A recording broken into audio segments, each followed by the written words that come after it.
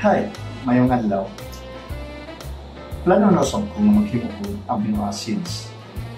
Amino acids are molecules to form protein. So, nindot ng atong mga hayop, atong matano, nasakto proteina, pagtubo, bulan, itlog. But first, let me introduce myself. Kay basig kaingon ang uban na gatumutumo ora ko nagsuhid ako ani akong paghimuan.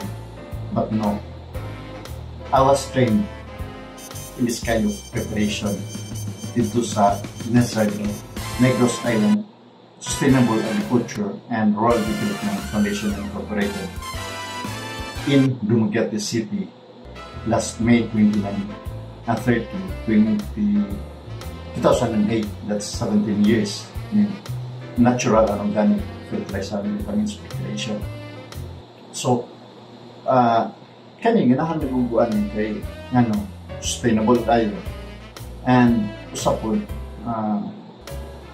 gamit kayo sa atong mga panginalan kay sako lang kaning pagkuto para ipalitong vitamins lalong kaning bulsa.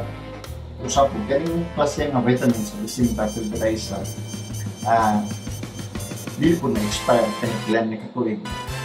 Ayay mo kanya kung ilanan ni ka tuig, no? So ang bilang sumutod mo siya dilawan, dili siya harmful sa human and also to the animals and plants. So karon muna akong gihimo o abangan na lang ang akong amino acids.